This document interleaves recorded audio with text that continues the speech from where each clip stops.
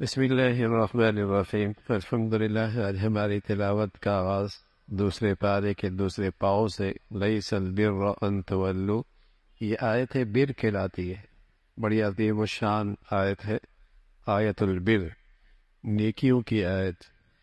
ابتدا میں نیکیوں کے بنیادی اصول بتائے اور جس میں یہ پیغام دیا گیا کہ اسلام چند مذہبی رسوم کا نام نہیں کہ بچے کی پیدائش پہ یا اس کے مرنے پہ کچھ رسوم ادا کر دیے جائیں، یا صرف چند ایسی عبادات کا نام نہیں جو کسی عبادت گاہ میں یا کسی خانقاہ میں ادا کیے جائیں۔ اسلام تو پوری زندگی کا نام ہے، انسان جہاں بھی ہے اسلام اس کی نگرانی کرتا ہے۔ ہر عمل ہر قدم اٹھانے سے پہلے دیکھ لیا جائے کہ یہ اسلام کے مطابق ہے یا نہیں، چاہے وہ معاملات کا ہو، چاہے وہ معاشرت کا ہو، چاہے وہ بازار کی زندگی ہو، چاہے وہ گھر کی زندگی ہو، اور چاہے وہ فرد کی زندگی ہو، اور چاہے وہ اجتماعی زندگی ہو۔ یہ اسلام کی پوری زندگی کا احاطہ اسلام کرتا ہے، اور پھر اس کے بعد اس کی تفصیل بتائی، اور سب سے پہلے اسلام کا یہ حکم ہے، اور وہ حکم قصاص کا ہے جو ساری دنیا کی امن اور سلامتی کا ضامن ہے۔ یہ اسلام کا ایسا حکم ہے، اگر کسی زمین کے حصے پہ نافذ ہو جائے وہاں امن قائم ہو جاتا ہے، وہاں دوسروں کی جان و مال کی حفاظت ہو جاتی ہے، اور اس حکم کے اندر عدل بھی ہے، رحمت بھی ہے۔ عدل بھی ہے، رحمت بھی ہے کہ اگر قاتل سے مقتول کا بدلہ لے لے ورثاء مقتول کے تو یہ عدل ہے، اور چاہیں تو دیت لے کر یا معاف کر کر درگزر کر دے تو یہ رحمت ہے۔ اس حکم میں عدل بھی ہے کہ مقتول کے ورثاء چاہیں تو قاتل سے قتل کا بدلہ لے، یہ عدل ہے، یہ انصاف ہے، اور چاہے دیت لے کر یا معاف کر کے درگزر کر دے، یہ رحمت بھی ہے اور یہ احسان بھی ہے۔ اس ایک حکم میں یہ دونوں چیزیں موجود ہیں، اور ساتھ اس بات کی تلقین فرمائی کہ قاتل مقتول میں کتنا ہی تفاوت کیوں نہ ہو، خاندانی لحاظ سے، مالی حیثیت سے، نسبی لحاظ سے کتنا ہی تفاوت کیوں نہ ہو، ہر حال میں مقتول کے قاتل کو اس کے بدلے میں قتل کیے جائے۔ اس میں یہ نہیں کہ چونکہ قاتل بڑے خاندان کا ہے اور بڑے قبیل کا ہے اور سردار کا بیٹا ہے اور وڈیرے کی اولاد ہے اور صاحب حیثیت ہے، اور مقتول ایک چونکہ غریب تھا اس لیے کوئی حرج نہیں، اس کی جان کی کوئی قیمت نہیں، فرمایا قاتل جس درجے کا بھی ہو اسے قتل کر دیا جائے گا۔ یہ عدل ہے، اور یہ اس لیے ہے اگر قاتل کو اس بات کا یقین ہو جائے کہ اس جرم کی سزا میں بھی قتل کیا جاؤں گا تو وہ اپنی شدت غضب میں بھی جرم کرنے سے رک جائے گا، باز آ جائے گا۔ اور یہ زندگی ہے، اور یہ اسلام کا حکم زمین پر امن کا ضامن ہے، اور اس سے لوگوں کی جان و مال کی حفاظت ہے۔ لیکن بدقسمتی ہے، کفار کو تو چھوڑیے، آج مسلمانوں کے ہاں بھی اس کی فکر نہیں کہ اللہ نے اتنا بڑا شاندار زندگی کا اجتماعی امن کا نظام دیا ہے، لیکن مسلمان بھی آج اس حکم کے نفاذ میں گھبراتے بھی ہیں، پریشان بھی ہوتے ہیں اور بے فکر بھی رہ رہے ہیں۔ لیکن اس لیے تو آج دنیا میں امن اٹھ چکا ہے، اور امن اور سکون ختم ہو چلا ہے، اور ساتھ ساتھ آگے دوسرا حکم فرمایا کہ کسی کا موت کا وقت قریب ہو تو اس پہ لازم ہے وصیت کرے، اپنے مال کے بارے میں وصیت کرے۔ وراثت سے پہلے یہ وصیت کرنا فرض تھا، وراثت سے پہلے، لیکن جب وراثت کے تفصیلی احکامات آ گئے اب یہ وصیت کرنا مستحب ہو گیا۔ البتہ اگر اس پر کسی کا ذمہ داری ہے، کوئی قرض ہے اور کسی کو کچھ لین دین ہے، پھر اس کے لیے وصیت کرنا ضروری ہے۔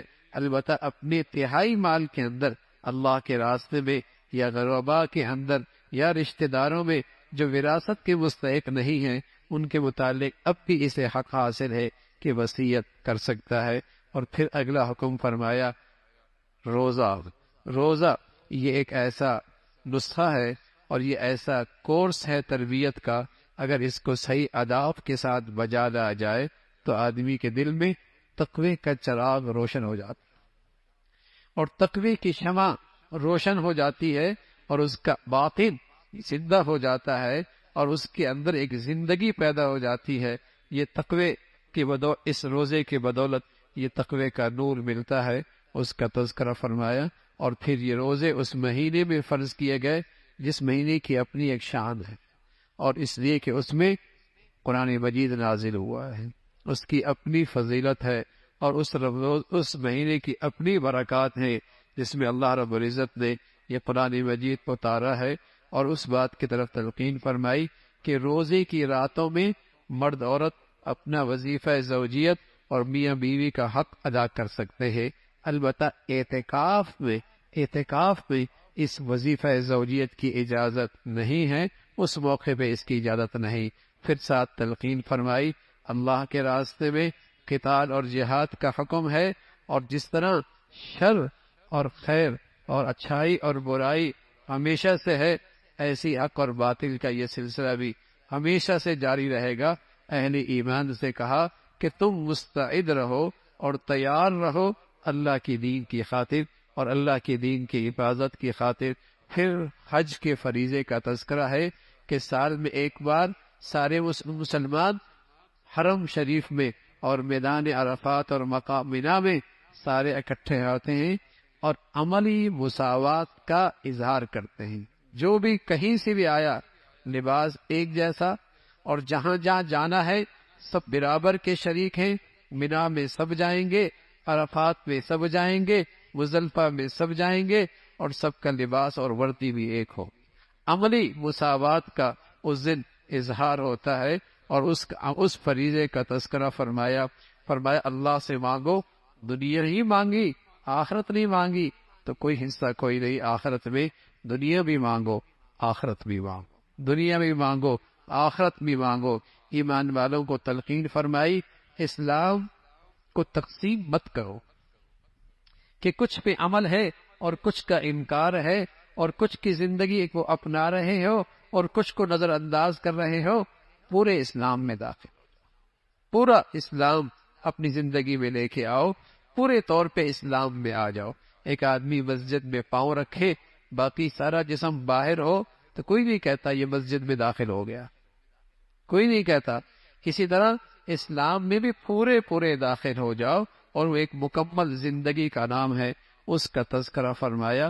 اور پھر اللہ رب العزت نے اس بات کی طرف توجہ دلائی کہ اللہ کے راستے میں خرچ کرنا، کتنا خرچ کرنا یہ زیادہ اہم نہیں ہے، اہم یہ ہے کہ کس نیت سے خرچ کر رہے ہو اور کہاں خرچ کر، یہ زیادہ اہم ہے کہ جو خرچ کر رہے ہو کس لیے خرچ کر رہے ہو اور کہاں خرچ کر رہے ہو۔ مصرف ٹھیک ہے اور جذبہ تمہارا ٹھیک ہے۔ اگر ریا اور نام و نمود ہے اور نمائش ہے تو سارا بھی خرچ کر جاؤ، کوئی قدر و قیمت نہیں ہے۔ اور اگر جذبہ ٹھیک ہے، مصرف ٹھیک ہے، تھوڑا بھی اللہ کی نظر میں بہت ہو جائے گا۔ اس کی اہمیت نہیں کتنا خرچ کیا، یہ اس کی اہمیت ہے کہ جذبے کے ساتھ خرچ کیا اور اس کا مصرف کیسا ہے، کہ ایسا نہ ہو کہ تم خرچ تو کر رہے ہو، بجائے نیکی کے فروغ ہونے کے شر کو فروغ مل رہا ہے، اور بجائے خیر کے پھیلنے کے برائی پھیل رہی ہے، بجائے حق کی تقویت اور استحکام کے باطل کو قوت اور طاقت تمہارے خرچ سے مل رہی ہے۔ بہتر تھا اس سے کہ تم نہ خرچ کرتے، بہتر تھا اس سے کہ تم نہ خرچ کرتے، اس کی تلقین فرمائی۔ اور پھر معاشرے کی بنیاد خاندان ہوتا ہے، اور خاندان کی ابتدا ازواجی رشتے سے ہوتی ہے، تو توجہ دلائی کہ ازواجی رشتے میں دین اور اخلاق کو دیکھا کرو۔ مشرک کے ساتھ ایک مسلمان عورت کی شادی نہیں ہو سکتی، اور ایک مسلمان کی مشرک عورت کے ساتھ شادی نہیں ہو سکتی۔ ازواجی رشتے کی بنیاد اخلاق ہے، دین ہے، چاہے وہ کتنی تمہیں بھلے لگے اور ہماری حیثیت سے کتنے ہی اسے کہیں کہ صاحب حیثیت ہی کیوں نہ ہو، لیکن رشتے کی بنیاد اور ازواجی تعلق کی بنیاد جس سے پھر کنبہ بنے گا اور جس سے پھر خاندان بنے گا اور جس سے پھر معاشرہ بنے گا، یہ اس کی پہلی اکائی ہے۔ اور اس پہلی اکائی کی بنیاد اٹھاؤ اخلاق اور دین، اخلاق اور دین پر۔ زندگی کے اس سفر میں ساتھی ایسا مل جائے جو نیک اور خوف خدا رکھتا ہو تو یہ زندگی کا سفر بڑا آسان ہو جاتا۔ زندگی کے سفر میں اگر ساتھی ایسا مل جائے جو نیک اور خوف خدا رکھتا ہو تو زندگی کا سفر بڑا آسان ہو جاتا ہے، زندگی کا سفر بڑا آسان ہو جاتا ہے۔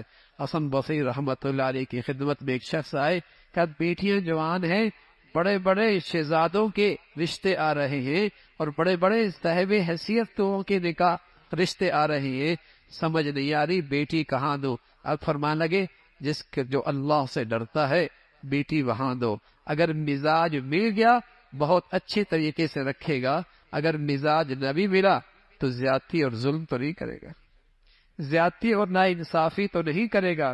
تو ازواجی زندگی کے اس سفر میں نیکی دیکھو، خوف خدا دیکھو۔ اگر سفر کا ساتھی ایسا مل جائے تو زندگی کا سفر آسان ہو جاتا ہے۔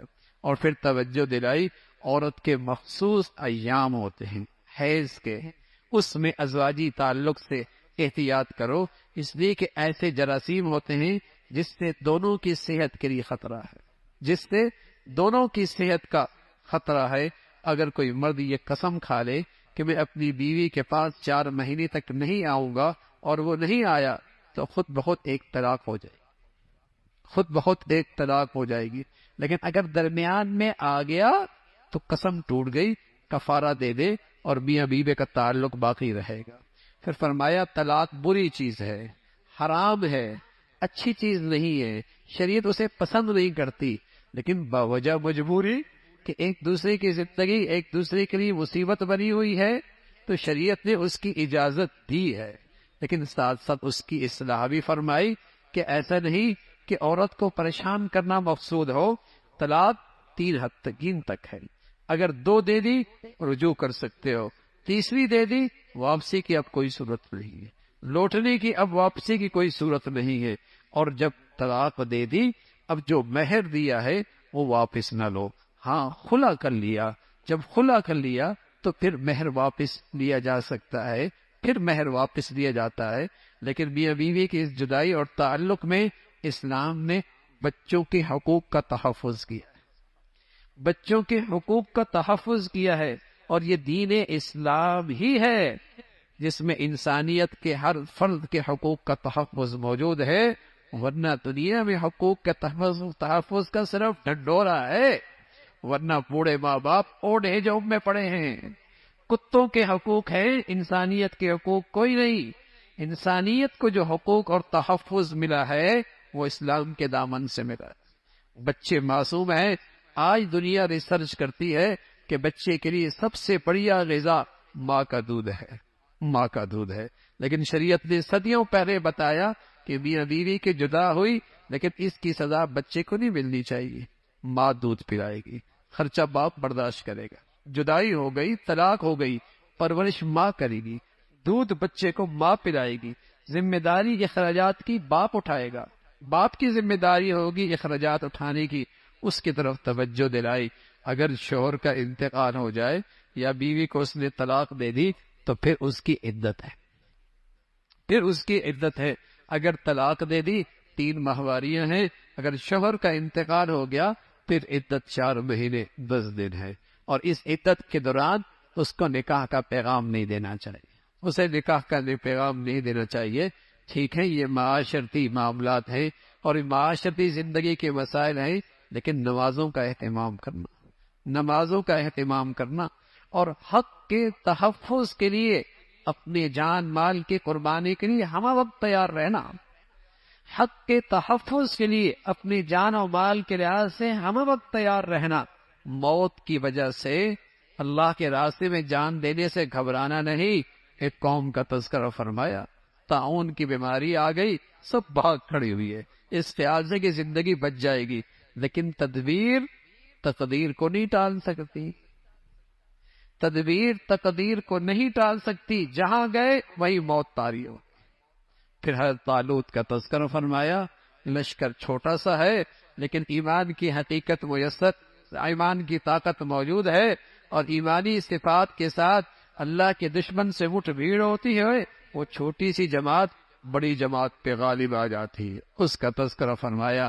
اور پھر تیسری پارے کے آغاز میں اللہ نے انبیاء علیہ الصلوۃ والسلام اور اپنے پیغمبروں کو ایک دوسرے پہ ہر ایک کو اپنی اپنی الگ شان عطا فرمائی ہے، اور ایمان والے سب پر ایمان رکھتے ہیں۔ پھر قرآن مجید کی ایک عظیم الشان آیت جسے آیت کرسی، آیت الکرسی کہتے ہیں، جس میں اللہ کا نام 17 بار آیا ہے۔ ایک آیت میں 17 بار، کہیں واضح، کہیں جسے کہیں کہ ضمائر کی شکل میں اور اشاروں کے انداز میں، اس کی بڑی فضیلت آئی ہے۔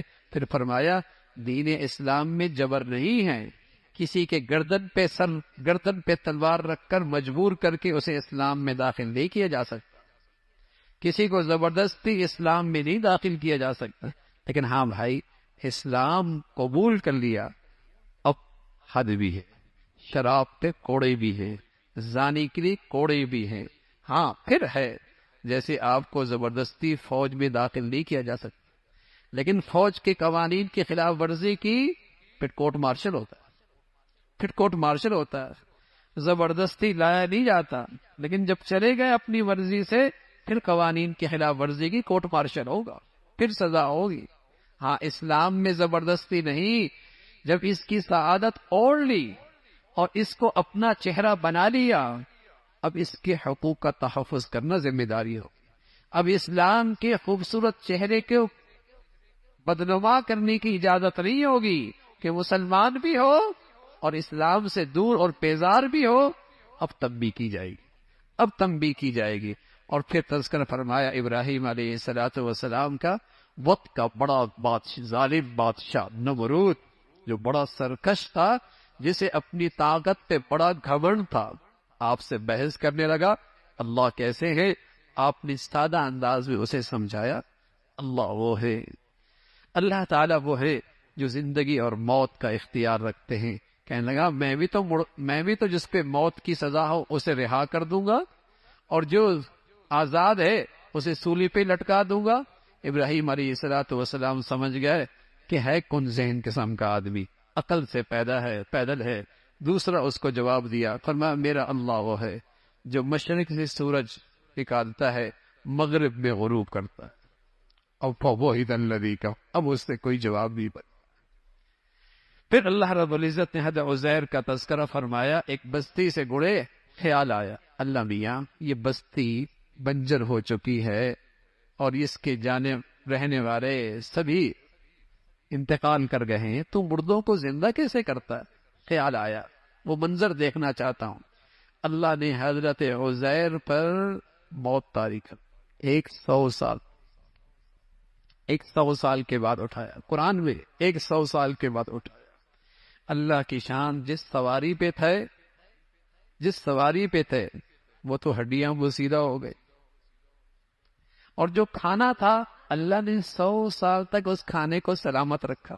جو چیز جلدی خراب ہوتی ہے اللہ نے اپنی قدرت سے اسے محفوظ رکھا، جو دیر تک باقی رہتی ہے اللہ نے اس کا نام و نشان ہی ختم کر دیا، 100 سال کے بعد زندہ کیا۔ اللہ بڑی طاقتور۔ اور میرے عزیزو یہ قرآن میں کہانیاں نہیں ہیں، یہ قرآن اللہ کا تعارف کراتا ہے۔ تم بڑی بڑی طاقتوں سے متاثر ہوتے ہو اور بڑی بڑی طاقتور قوتوں سے مرعوب اور خوف زدہ رہتے ہو، اللہ سب سے بڑی قدرت والے، اور اللہ تعالیٰ آج بھی اپنی پوری طاقت اور قدرت کے ساتھ، آج بھی اپنی پوری قوت اور طاقت کے ساتھ ہیں۔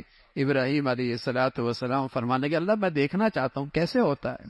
فرمایا پرندے لے لو اور ان کو ذبح کر دو، اور پہلے ان پرندوں کو اپنے سے مانوس کرو، اور مانوس کرنے کے بعد پھر انہیں ذبح کر دو، پھر ان کا گوشت آپس میں ملا دو، اور ملان کے بعد ایک پہاڑی پہ رکھ دو، اور پھر ان پرندوں کو بلاؤ۔ ابراہیم علیہ السلام نے ایسا ہی کیا۔ پھر کیا دیکھتے ہیں کہ وہ پرندہ، اس کے گوشت کی ہڈیاں پیدا آپس میں ملتی ہیں، گوشت ان پہ چڑھتا ہے، ان کے پر واپس آتے ہیں، ان کی روح واپس آتی ہے، اور وہ سارے پرندے ابراہیم علیہ السلام کے پاس اڑ کے آ جاتے۔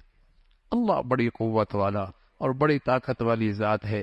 پھر اللہ نے اپنے راستے میں خرچ کرنے کی فضیلت بتائی، اور جو آدمی اللہ کے راستے میں اللہ کو راضی کرنے کے لیے خرچ کرتا ہے، فرمایا اس کی مثال اس کاشتکار کی طرح ہے جو ایک بیج ڈالتا ہے، اور ایک بیج سے اس کے 7 بالیاں نکلتی ہیں، اور ہر بالی کے اندر 100 دانے ہوتے ہیں۔ ایک دانے سے اس کو 100 دانے ملے، دیا اس نے ایک دانہ، ملے اسے 700 دانے۔ کوئی اللہ کے راستے میں 1 روپیہ صحیح جذبے کے ساتھ اور صحیح مصرف میں خرچ کرتا ہے، پھر اللہ رب العزت ہزاروں کروڑوں اس کو نیکیاں عطا فرما، پھر اللہ تعالیٰ اسے ہزاروں لاکھوں کروڑوں نیکیاں عطا فرما، اس کے خزانوں میں پھر کوئی کمی نہیں ہے۔ فرمایا ہاں، خرچ کرنے میں خرچ کے آداب کا خیال رکھا کرو۔ ایسا نہ ہو کہ خرچ تو کیا لیکن احسان جتلایا، خرچ کیا لیکن نمائش اور نام و نمود کے لیے۔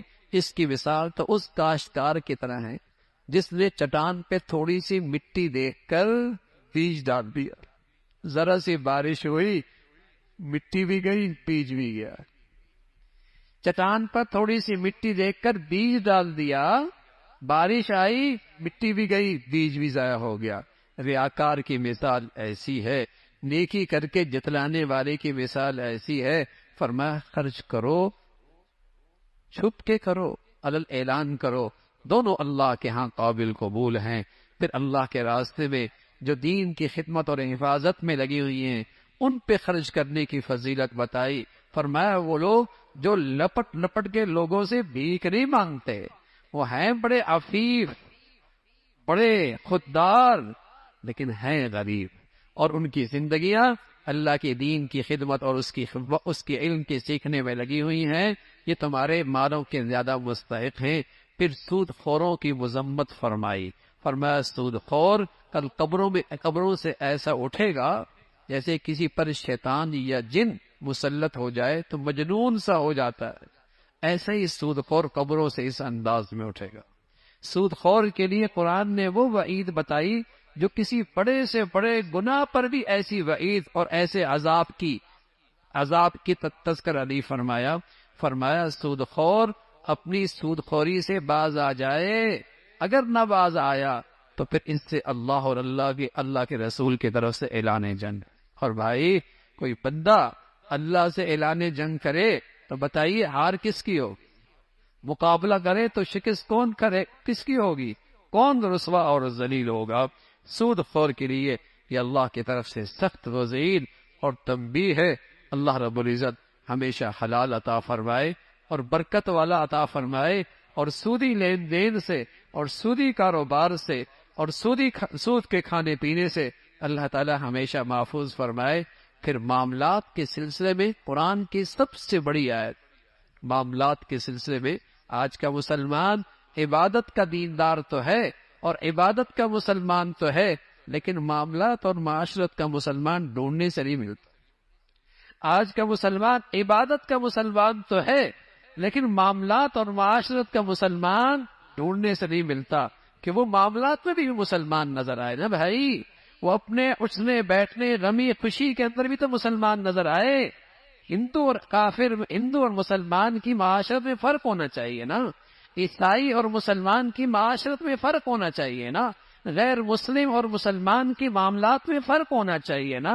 معاملات کا مسلمان، اور قرآن کی سب سے بڑی آیت معاملات کے متعلق اس کی اہمیت